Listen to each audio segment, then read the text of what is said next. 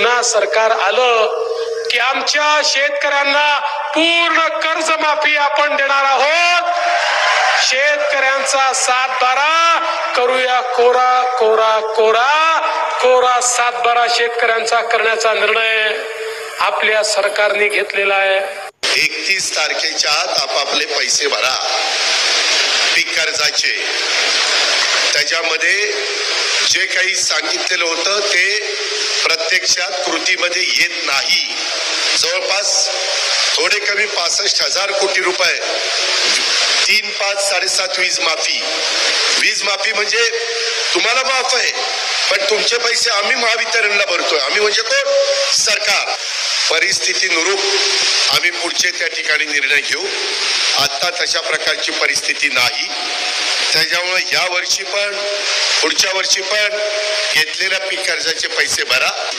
अजित दादांनी जी भूमिका मांडली आहे ती सरकारची आहे। अजित दादांनी कधी म्हटलं नाही की शक्य नाही। अजित दादांनी जी भूमिका मांडली आहे ती सरकारची आहे। अजित दादांनी कधी म्हटलं नाही की शक्य नाही। अनेक हुतात्म्यांनी बलिदान दिले, तुम्ही गुलाम होऊ नका, सतरंजा उचलू नका, आपल्या हक्कासाठी लढा। माझ्या शेतकरी बांधवांनो, तुम्ही आता बघितलं असेल आपल्या आर्थिक मंत्री, आपले उपमुख्यमंत्री अजितदादा पवार साहेबांचं कर्जमाफीबद्दल वक्तव्य। त्यांनी सरळ सांगितलंय की आम्ही कर्जमाफी करणार नाहीत, यावर्षी पण नाहीत, पुढच्या वर्षी पण नाहीत आणि त्यानंतरच्या वर्षी पण नाहीत। म्हणजे तुम्ही कर्ज भरा, या 31 तारखेच्या आत तुम्ही कर्ज भरा, पुढच्या वर्षी पण कर्ज भरा आणि त्यानंतरच्या वर्षी पण कर्ज भरा, असं अजितदादा पवार साहेबांनी सांगितले। म्हणजे यांचं सर्व सांगणं आहे की आम्ही कर्जमाफी करणार नाहीत। अजितदादा पवार साहेब, मी तुम्हाला सांगतोय, मग तुम्ही कर्जमाफीची घोषणा का केली? आता तुम्ही म्हणताय की मी शब्द दिलाय का तुम्हाला? जे दिलंय त्यांना सांगा। मग तुम्ही उपमुख्यमंत्री कशाला झाले? तुम्ही त्याच सरकारमध्ये आहात ना। कर्जमाफी तुमचे फडणवीस साहेब सांगितले, उपमुख्यमंत्री साहेब, तुमचे प्रधानमंत्री साहेब जे मोदीजी आले होते नागपूरमध्ये, तिथे त्यांनी सांगितलंय कर्जमाफी आणि तिथे 6,000 रुपये शेतकऱ्यांना सोयाबीनला भाव देण्याचं आश्वासन सुद्धा सांगितलंय। तुमचे एकनाथजी शिंदे साहेब यांनी सुद्धा सांगितलंय, तुमचे सर्व मंत्र्यांनी, तुमचे सर्व आमदारांनी सांगितलं, सर्वांच्या भाषणात तुम्ही सुद्धा सांगितले असेल। मग तुम्ही ठीक आहेत, तुम्ही म्हणताय की मी नाही सांगितलंय कर्जमाफी बद्दल, मग सरकारमध्ये राहू नका ना।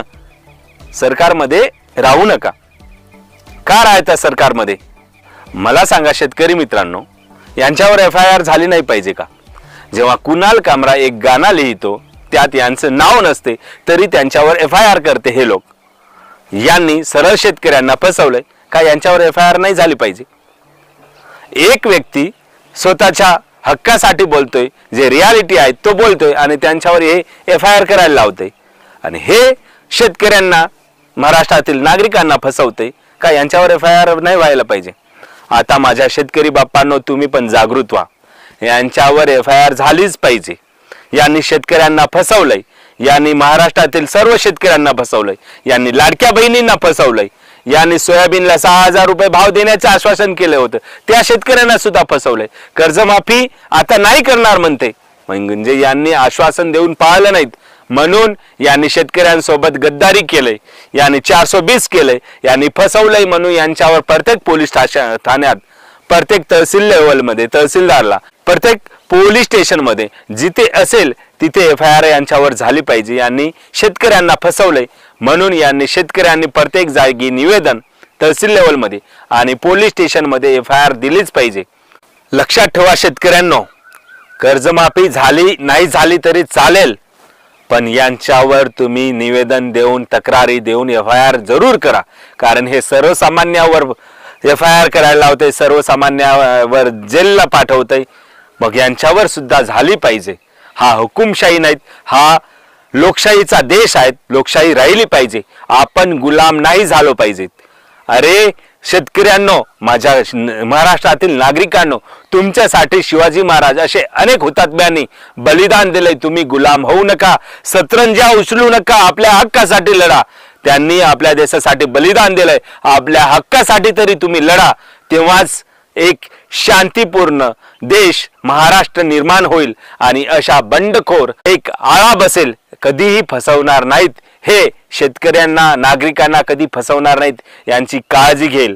तेव्हा आता सांगतो, जोड्या उचलू नका, कोणाचे गुलाम बनू नका, कोणा आमदार खासदारांचे गुलाम बनू नका, आपल्या हक्कासाठी लढा आणि जिथे पाहिजे तिथे सर्व शेतकऱ्यांनी तिथे जाऊन एक एक शेतकऱ्यांनी प्रत्येक पोलीस स्टेशन मध्ये प्रत्येक तहसीलदारला निवेदन आणि तक्रार दिले पाहिजे तिथे सर्व शेतकऱ्यांनी तिथे जाऊन एक एक शेतकऱ्यांनी प्रत्येक पोलीस स्टेशन मध्ये प्रत्येक तहसीलदारला निवेदन आणि तक्रार दिले पाहिजे। हीच वेळ आहे माझ्या शेतकरी बाप्पांनो, जागृत व्हा। तुम्हाला सांगतोय, या वर्षी कर्जमाफी नाही केली तरी चालेल, आपण शेती करायची नाहीत। एक वर्ष शेती नाही केली तर तुम्ही काय भुके मरणार नाहीत। कुठेही काम करा पण शेती करू नका। जेव्हा कर्जमाफी होईल तेव्हा शेती करा, कारण माझा बाप, माझा आजोबा, माझा पंजोबा शेती करत आजपर्यंत शेकडो वर्षापासून आलेला आहेत। काही शिल्लक पडलेले नाहीत, उलट कर्ज झाले आपल्यांवर। मग शेती करून काय फायदा? शेती करून काय फायदा? मग शेतीच करायची नाहीत। कर्जमाफी झाली तर शेती करायची, नाही तर शेती करायची नाहीत। हा ठाम निर्णय घ्या आणि दाखवा की शेतकऱ्यांमध्ये काय दम आहेत हे या सरकारला दाखवलं पाहिजेत। भेटूया मित्रांनो पुढच्या व्हिडिओत, तोपर्यंत जय हिंद, वंदे मातरम।